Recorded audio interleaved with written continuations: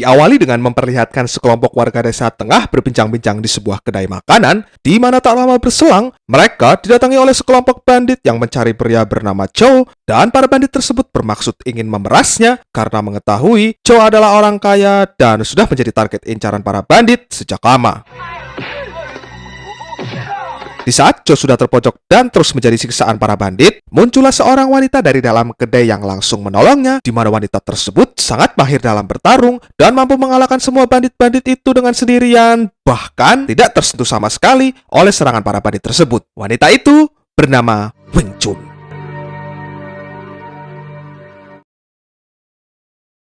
Diketahui Wing Chun sendiri tinggal bersama bibinya yang bernama Fong dan memilih pisah dengan ayahnya serta kakaknya karena faktanya Wing Chun tidak begitu disukai oleh ayahnya yang melihat sosoknya seperti seorang laki-laki. Namun meski tidak serumah dengan ayahnya, Wing Chun tetap berhubungan baik dengan ayah dan kakaknya, di mana hal tersebut dibuktikan ketika ia terlihat ingin menemui ayah dan kakaknya untuk membahas pernikahan kakaknya yang sebentar lagi akan diselenggarakan.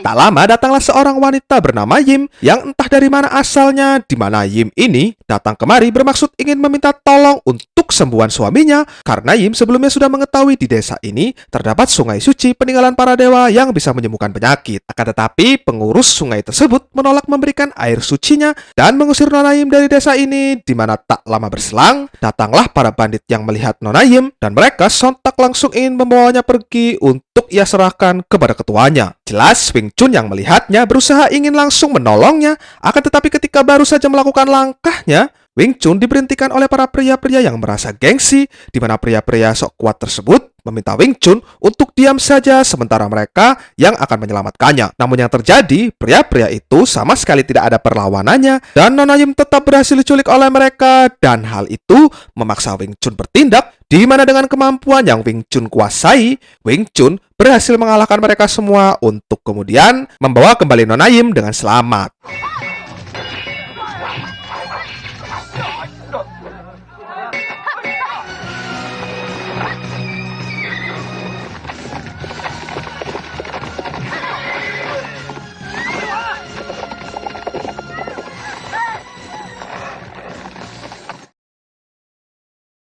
Keesokan harinya, acara pernikahan kakaknya pun segera dimulai. Terlihat ia dan bibinya memberikan selamat lalu mengantar kedua mempelai pergi untuk menuju ke rumah si pria. Di tengah jalan, Cho yang melihatnya pun memberikan selamat dan mengatakan sebuah perkataan manis kepada ayahnya, yang mana selama ayahnya pergi nanti, Cho berjanji akan menjaga Wing Chun dengan setulus hati karena ternyata Cho rupanya menyukai sosok Wing Chun.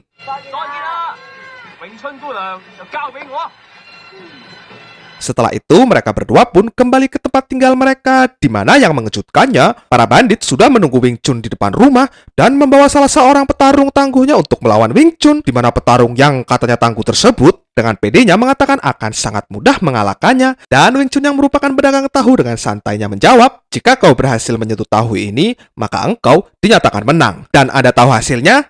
Kita lihat saja sendiri.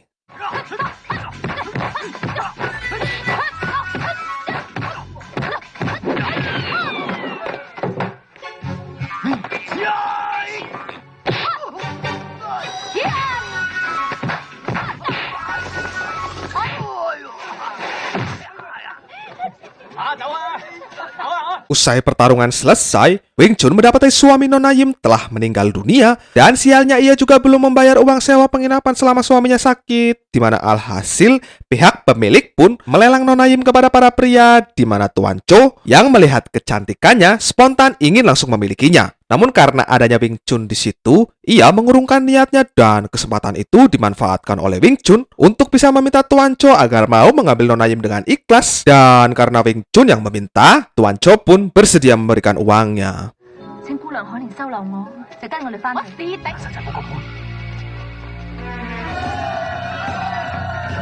Mengetahui bahwa wanita incarannya telah diambil oleh Wing Chun, ketua bandit yang bernama John tersebut siap melakukan penyerangan kepadanya dan mengisyaratkan seluruh anak buahnya agar bersiap-siap. Sementara Nona Yim sendiri saat ini resmi menjadi pegawai di usaha milik mereka berdua, di mana sang bibi yang melihat potensi kecantikannya merubah gaya berpenampilan Nona Yim seperti Wing Chun dulu agar bisa menarik para pelanggan untuk membeli tahunya. Sampai sini timbul sebuah pertanyaan, mengapa Wing Chun memutuskan merubah penampilannya seperti pria? Belum diketahui sih alasannya apa, tapi yang pasti nanti ada jawabannya.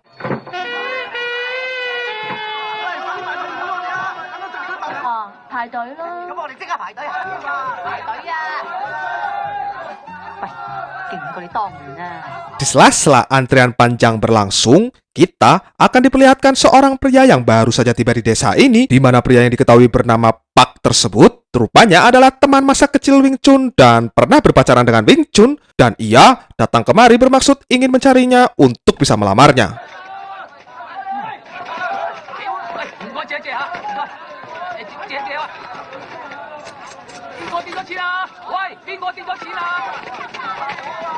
Pak, yang sudah 10 tahun tak bertemu dengan Wing Chun, menganggap Nona Yim adalah Wing Chun itu sendiri, dan itu akan menjadi kesalahpahaman yang panjang karena Nona Yim juga terlihat menyukainya. Uniknya, ketika Wing Chun yang asli muncul dan membantu mengelap keringat Nona Yim, Pak justru melihatnya sebagai saingan, dan itu artinya Wing Chun dianggap pria olehnya. Segitunya nggak bisa bedain.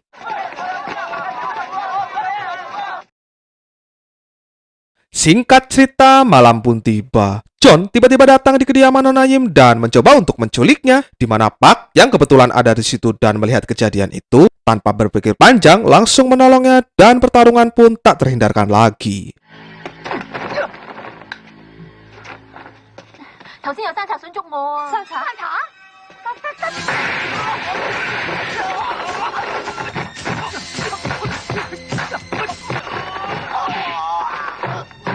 Ketika berhasil membuat John pergi, Wing Chun yang tak lama berselang tiba menganggap bahwa Pak adalah pelaku bandit yang mau menculik Nona Yim, dan tanpa ampun ia langsung menghajarnya hingga pingsan.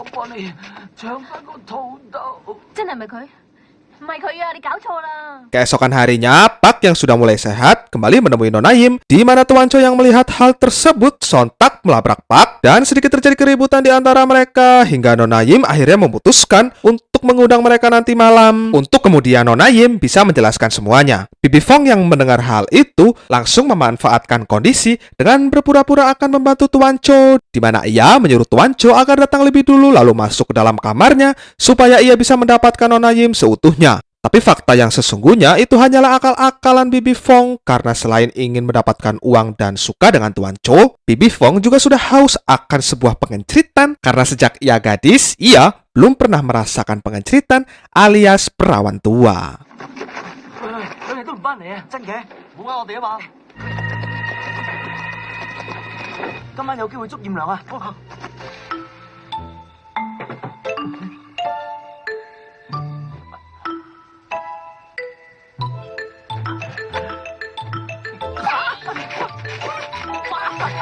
Di saat yang bersamaan, Wing Chun yang sudah menjebak si John tengah menunggunya di sebuah tempat, dan ketika si John datang, pertarungan pun tak terhindarkan lagi.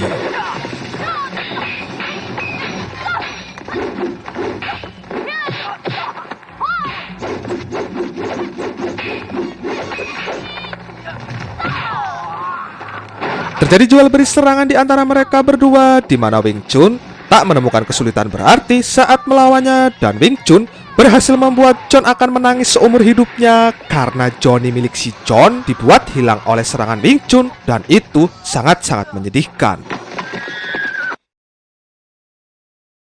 Kembali ke Tuan Cho, usai selesai dalam bercinta, Nona Yim mendapati dirinya dan memanggilnya, di mana bodohnya Tuan Cho tetap menganggap telah bercinta dengannya dan memberikan sepatu miliknya sebagai kenang-kenangan untuknya. Setelah itu, ia bertemu dengan Pak yang baru saja tiba dan langsung membuat Pak panas, di mana Pak berusaha menghiraukan hal itu lalu masuk ke dalam. Namun saat ia masuk, Pak mendapati Nona Yim tengah bersama dengan Wing Chun, dan lagi-lagi ia menganggap Nona Yim akan melakukan hubungan dengan Wing Chun.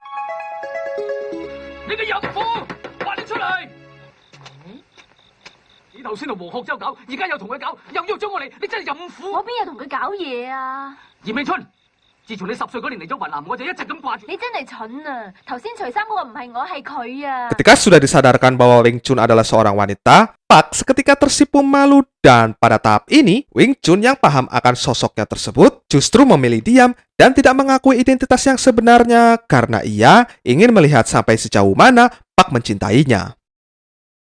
Adegan berpindah di markas para bandit di mana kita akan diperlihatkan sosok yang baru muncul yaitu kakak dari John dan kita panggil saja dia Kakak Chen di mana sang kakak yang mengetahui adiknya terluka langsung mengerahkan pasukannya ke desa untuk menculik Nona Yim dan membeli semua barang dari para warga agar para warga tidak ada yang melakukan perlawanan.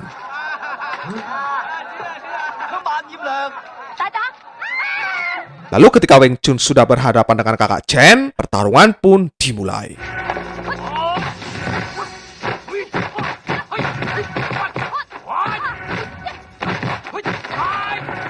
Ketangguhan yang dimiliki Wing Chun ternyata mampu ditandingi Kakak Chen dan beberapa serangannya pun mampu membuatnya kewalahan hingga Kakak Chen akhirnya berhasil membawa Nona Yim pergi lalu membuat kesepakatan untuk kebebasan Nona Yim. Kesepakatannya apa? Ya, Wing Chun diminta untuk datang ke markas mereka dan harus mampu mengalahkan Kakak Chen di mana jika Wing Chun yang kalah, ia harus bersedia menjadi istrinya.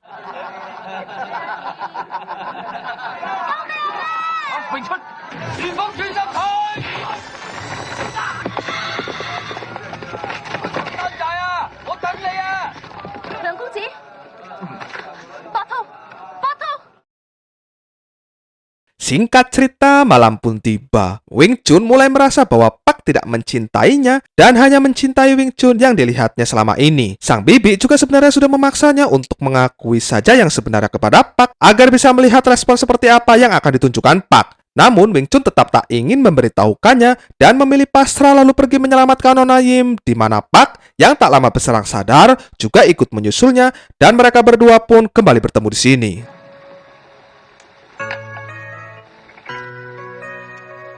Di sini, Pak mengutarakan perasaannya dan menyayangkan perubahan Wing Chun saat ini, di mana Wing Chun yang sekarang justru tidak Pak sukai dan Pak lebih menyukai Wing Chun yang dulu ia kenal. Sontak, perkataan tersebut membuat Wing Chun terlihat senang dan disinilah kita akan mengetahui alasan Wing Chun mengapa belajar kungfu. Jadi 5 tahun yang lalu, ia pernah dijodohkan ayahnya dengan salah seorang bandit dan karena tak mau terus-menerus dipaksa, ia pun memutuskan kabur lalu berguru dengan seseorang demi bisa melawan para bandit yang ingin menikahinya. Nah, sejak saat itu, ia pun memutuskan menjadi seorang petarung dan melindungi para warga yang sejatinya sampai saat ini masih terus diserang oleh bandit.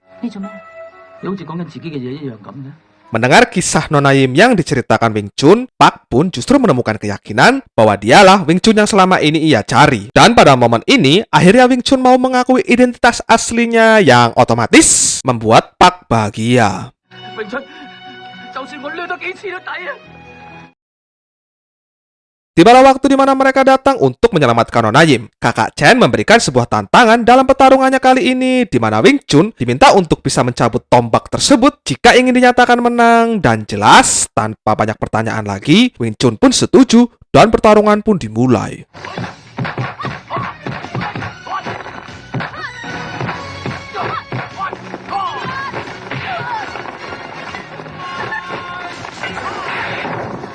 Di awal-awal, Wing Chun sempat dibuat kesulitan untuk mencabut tombak tersebut, tetapi lewat sedikit trik yang ia lakukan, Wing Chun pun berhasil mencabut tombaknya dan kemenangan pun sudah pasti di tangannya.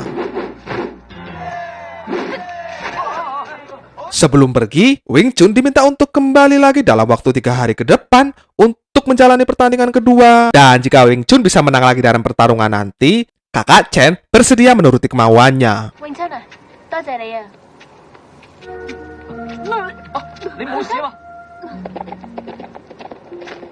setelah itu, Wing Chun pergi menemui sang guru yang ternyata sosoknya juga seorang wanita, lalu mengobati lukanya di sana, di mana sang guru meminta Wing Chun untuk segera menikah jika ingin menemukan kebahagiaan dalam sebuah kehidupan. Merasa perkataan sang guru ada benarnya, Wing Chun meminta salah satu murid dari gurunya untuk menemui Pak dan menyampaikan pesan kepadanya bahwa Wing Chun tengah menunggunya di sebuah tempat. Jelas, tanpa banyak membuang-buang waktu lagi, Pak pun bergegas berangkat ke lokasi.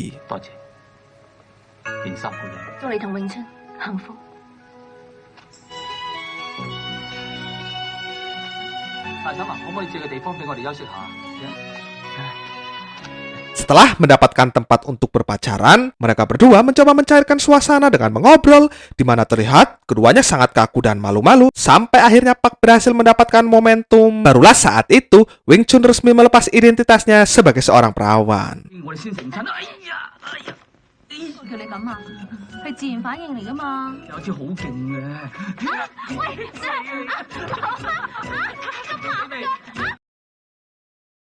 Keesokan harinya, tibalah waktu di mana pertarungan terakhir mereka akan segera dimulai. Terlihat Wing Chun sudah berubah gaya dan berjalan dengan penuh keyakinan bisa memenangkan pertarungan ini. Dan dengan ini, saya persembahkan pertarungan sengit antara kaum Adam melawan kaum Hawa. 大夫人啊！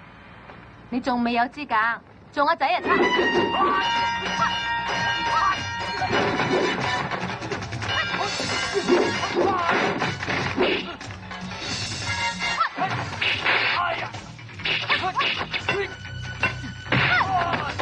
Singkatnya, karena sutradara memerintahkan Wing Chun untuk bisa menang, Wing Chun pun berhasil mengalahkannya dan mengubah pandangan kita akan sosok kaum Hawa yang kerap dipandang lemah.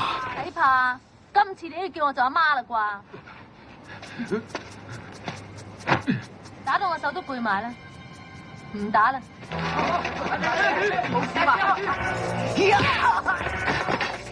Sesuai janji, kakak Chen bersedia menuruti perintah yang diajukan Wing Chun, dan Wing Chun meminta mereka semua untuk berhenti menjadi seorang bandit. Dan uniknya, mereka semua menuruti hal itu lalu mengangkat Wing Chun sebagai seorang ibu. 一定贏緊嘅，我哋幾時成親啫？擺翻幾圍咗高興下。 Di scene akhir, Wing Chun dan Pak resmi menjadi seorang pasangan suami istri, disusul dengan hadirnya sang bibi yang akan menikah dengan Tuan Chu. Sementara nasib Nona Yim sendiri tetap tinggal di pabrik tahu, namun kali ini ia tinggal bersama ayah Wing Chun dan juga kakaknya. Tamat.